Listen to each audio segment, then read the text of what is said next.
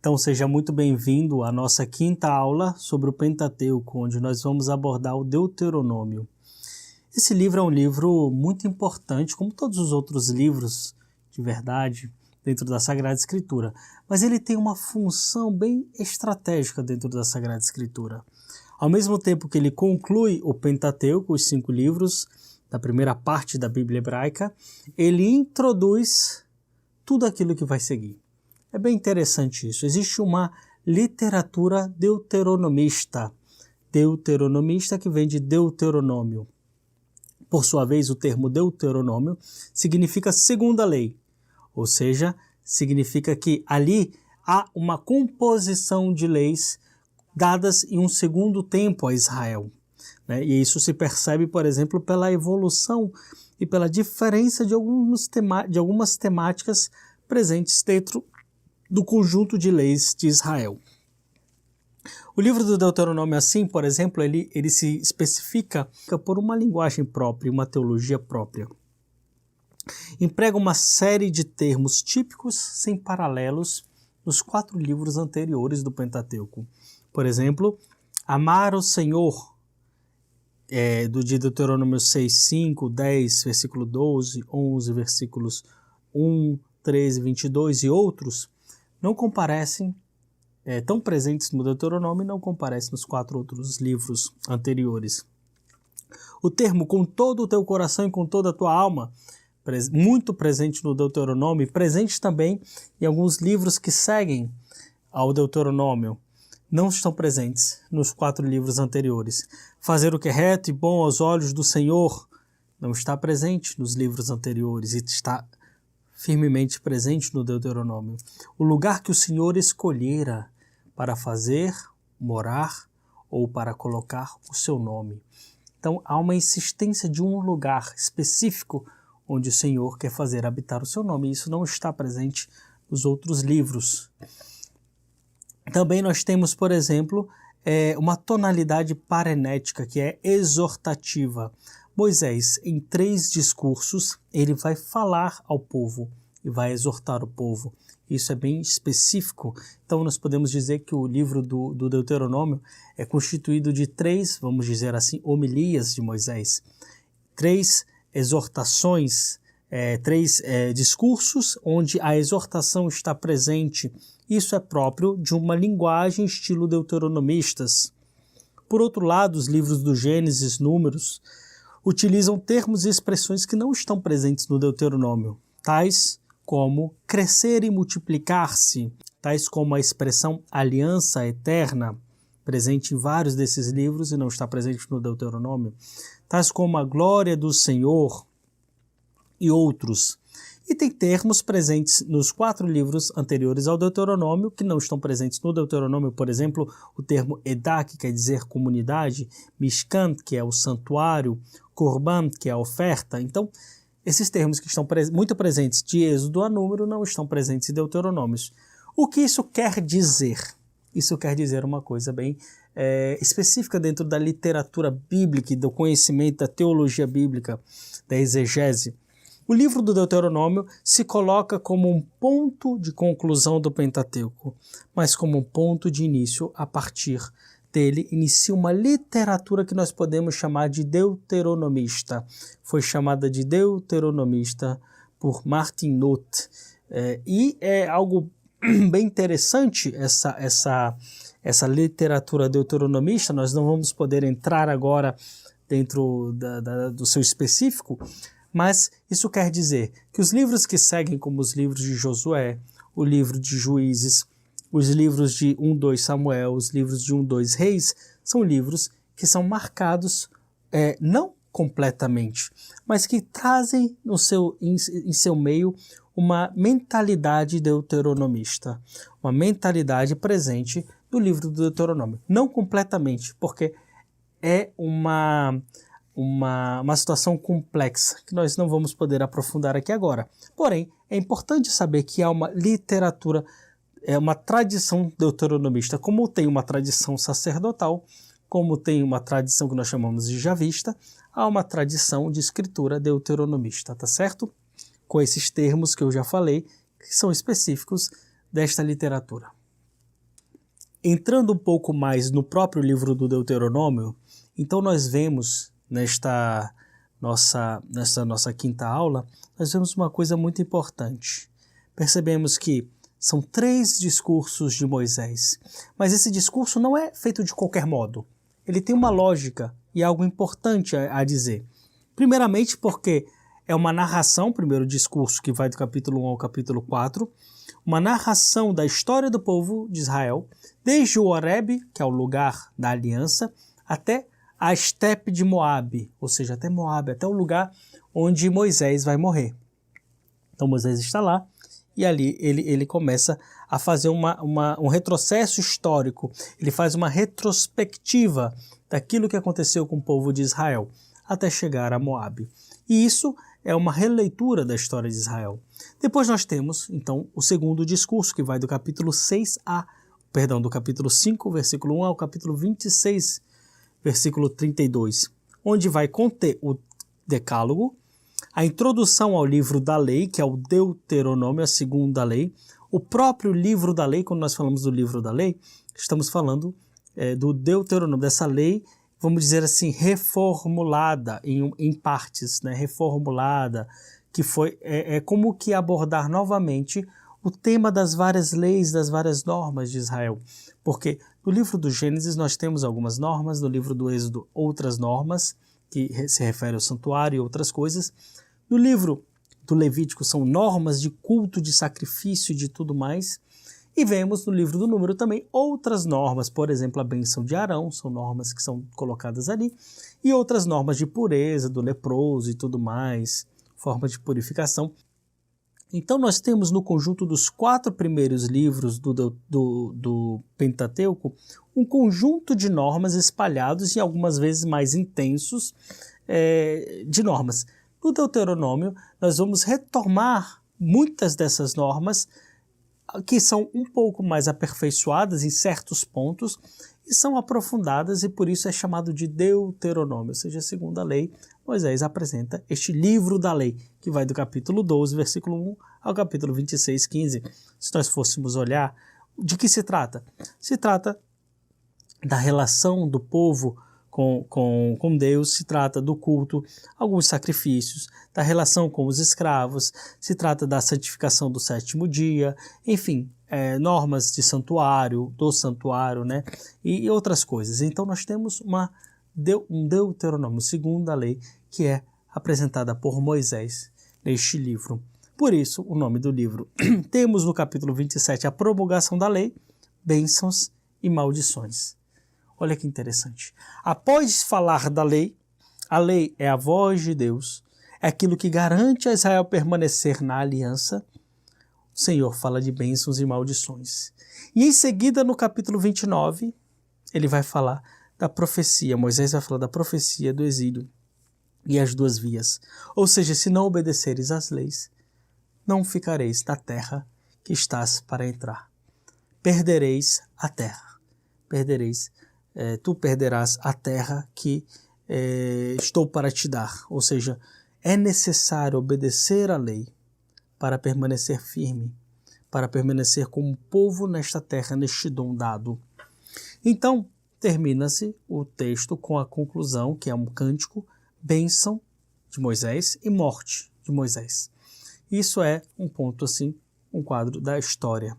Alguns termos chaves, um termo-chave, aliás, dentro do Deuteronômio, entre outros, é o Ha-Yom Hazeh, que é este dia, neste dia.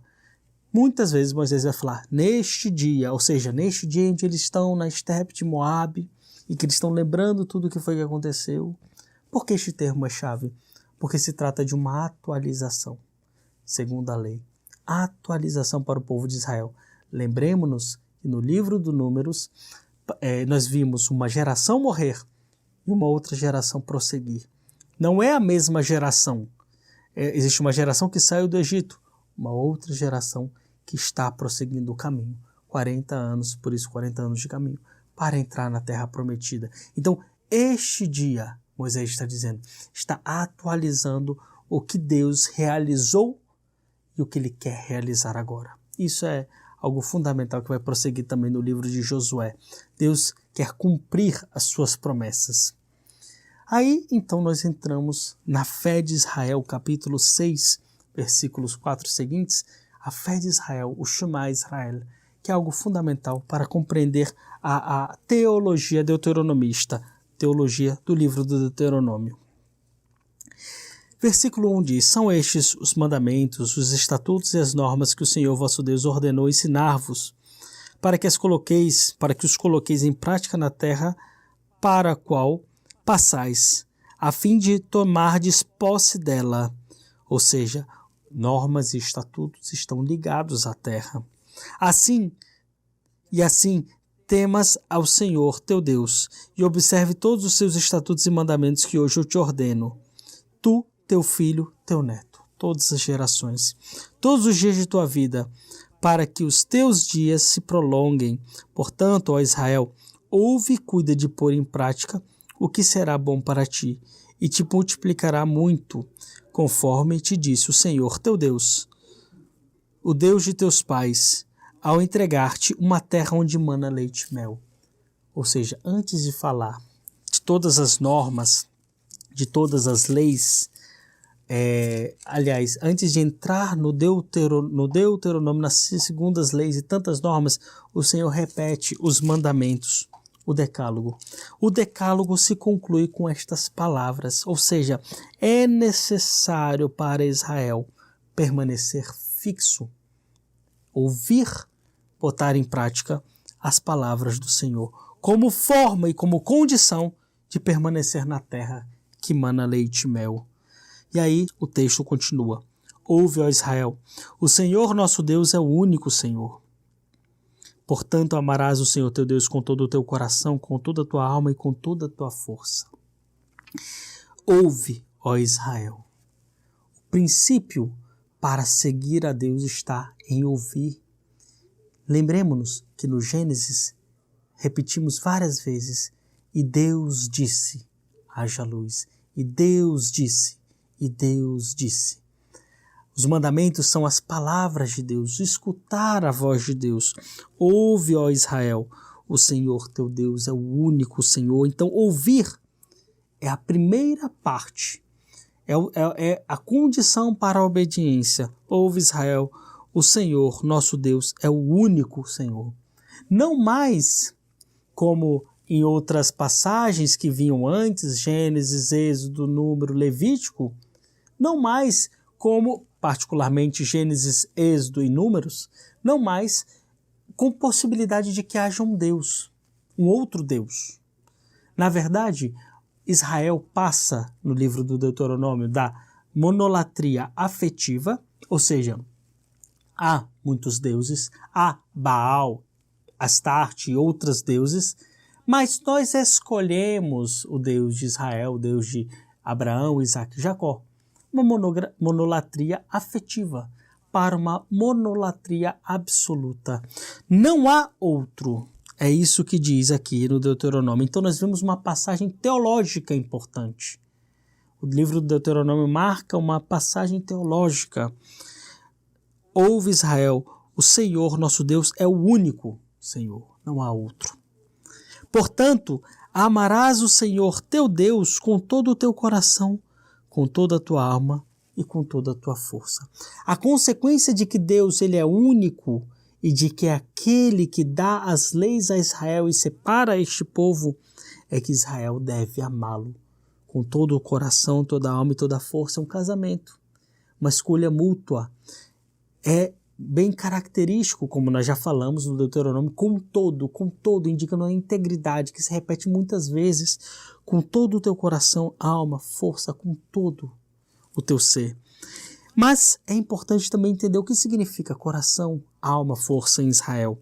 Coração, o termo lev ou levav, indica não somente o lugar dos sentimentos, como é um pouco para nós ocidentais.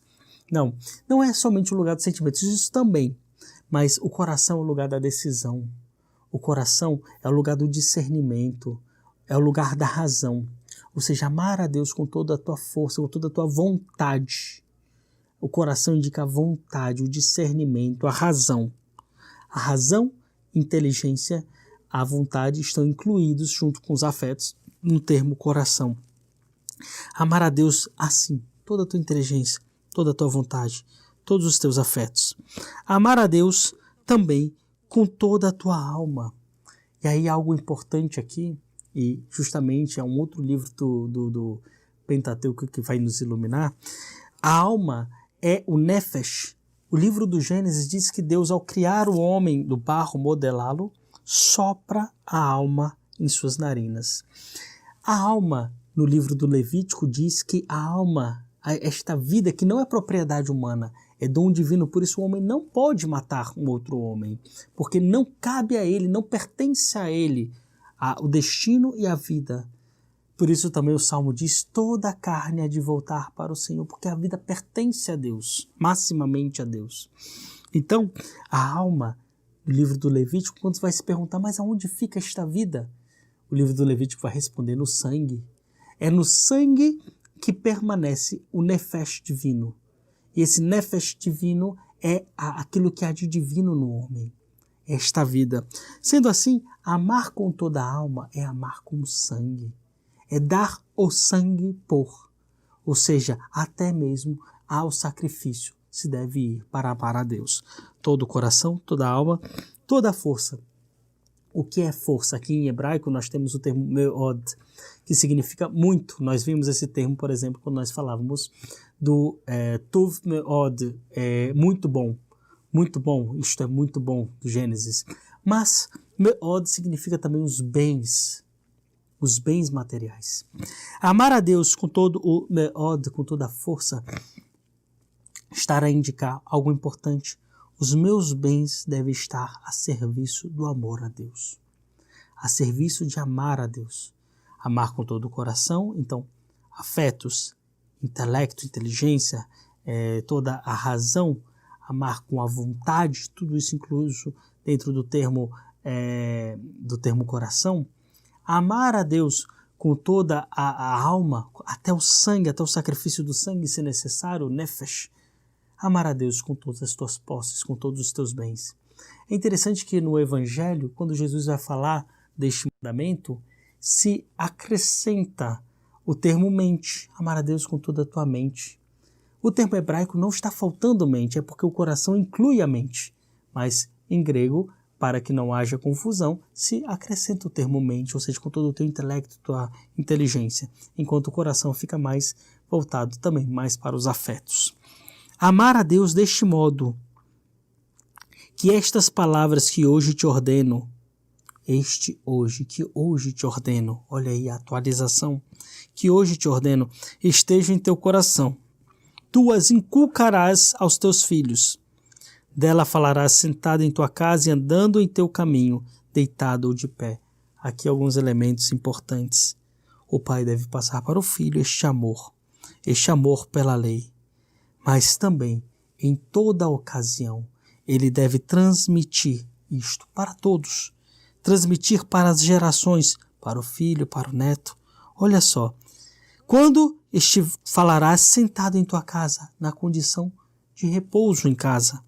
Falarás disso andando em teu caminho. Quando estiveres atravessando um lugar, indo para um lugar em movimento, mas falarás disso também deitado e de pé. Toda a tua vida e toda a condição de Israel deve se basear justamente nesse estar com o Senhor. E se nós fôssemos analisar, porque o texto ainda diz, tu as atarás também a tua mão como sinal e serão como um frontal entre os teus olhos. Tu as escreverás nos umbrais da tua casa e nas tuas portas. Sinais visíveis na tua mão, e o judeu ele coloca na mão esquerda uma fita em que marca justamente essa presença da Torá. Entre os olhos é colocado também a Torá aqui.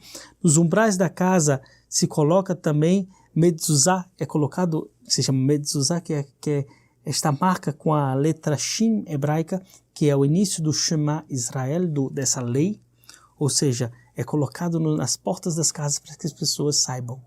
E ali dentro dessa mezuzá, que nunca viu, vale a pena pesquisar, é colocado justamente o Shema Israel. É colocado num texto bíblico, é colocado enrolado e colocado dentro ali.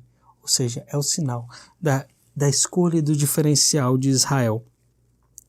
É muito importante, então, para Israel o ser testemunha. E é isso que o texto diz, porque quando nós lemos na Bíblia hebraica, o Shema Israel, ele tem uma coisa muito importante, é um chamado ao testemunho. O termo Shema Israel Adonai Eloheinu Adonai Echad, ele tem, se nós lêssemos na Bíblia hebraica, nós veríamos uma coisa interessante. Duas palavras, duas letras se destacam.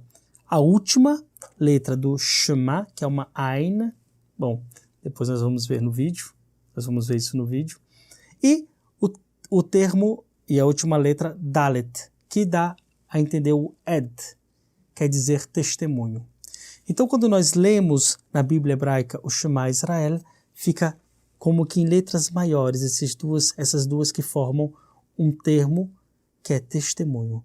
Israel é testemunha da bondade do Senhor e por isso deve amá-lo com todo o coração. Fazendo assim, ele se diferencia dentre todos os povos. E esta diferença, ela deve marcar tudo. Primeiramente, um só Deus, um santuário. Só tem Jerusalém por santuário.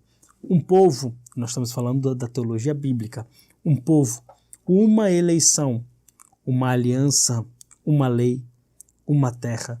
Tudo isso está incluso na teologia deuteronomista. Tudo isso que o Senhor vem a ensinar. E eu quero concluir o Deuteronômio falando de algo importante, que é justamente a morte de Moisés. É bem interessante porque o texto diz, capítulo 34, último capítulo do Deuteronômio. Moisés subiu então das estepes de Moabe para o monte Nebo, ao cume do Fasga, ou seja, eles estavam na estepe de Moabe até aquele momento, e agora, então ele sobe ao monte Nebo, que está diante de Jericó. E o Senhor mostrou-lhe toda a terra, de Galaade até Dan, que é toda a extensão da terra de Israel. Todo Neftali, a terra de Efraim, de Manassés, toda a terra de Judá, até o mar ocidental, o Negev, o distrito da planície de Jericó, cidade das palmeiras até Segor. O Senhor lhe disse: esta é a terra sob juramento prometi a Abraão, Isaque e Jacó, dizendo: eu a darei à tua descendência, eu a mostrarei aos teus olhos, tu, porém, não atravessarás para lá. E Moisés, servo do Senhor, morreu ali, na terra de Moabe, conforme a palavra do Senhor. E ele o sepultou no vale da terra de Moabe, de fronte a Bet-Fegor. E até hoje ninguém sabe onde é a sua sepultura. Moisés tinha 120 anos quando morreu. Sua vista não havia enfraquecido e seu vigor não se esgotara. Olha como o texto de Deuteronômio vai concluir com a morte de Moisés. Ali ele morre, com 120 anos, mas sua vista não havia enfraquecido e seu vigor não se esgotara. Quase a dizer, ele morre, mas não morre. Ninguém sabe onde está o seu túmulo. O texto não está dizendo que ele não morreu, mas o texto quer dizer Moisés permanece vivo. Como que Moisés permanece vivo? Por meio da Torá.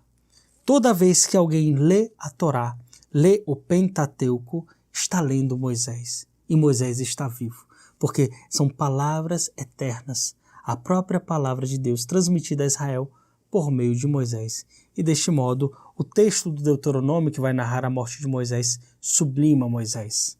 Apresenta Moisés realmente como grande profeta. É o que ele vai dizer. Em Israel, nunca mais surgiu um profeta como Moisés, a quem o Senhor conhecia face a face. Seja por todos os sinais e prodígios que o Senhor mandou realizar na terra do Egito, contra o faraó, contra os seus servidores e toda a terra, seja pela mão forte e por todos os feitos grandiosos e terríveis que Moisés realizou aos olhos de todo Israel. Ou seja, Moisés é a grande testemunha do Shema Israel, aquele que amou a Deus com todo o coração, toda a alma, toda a força, com toda a sua vida. Por isso, mesmo morrendo, seus olhos não enfraqueceram, seu vigor não se esgotou e ele permanece presente por meio do Pentateuco da Torá, que nós acabamos de visitar um pouco. Então eu espero que tenha sido um caminho frutuoso, belo para ti de conhecimento e que te dê, sobretudo, o desejo de aprender mais. Tá certo? Um grande abraço e nos encontramos nas próximas aulas. Shalom.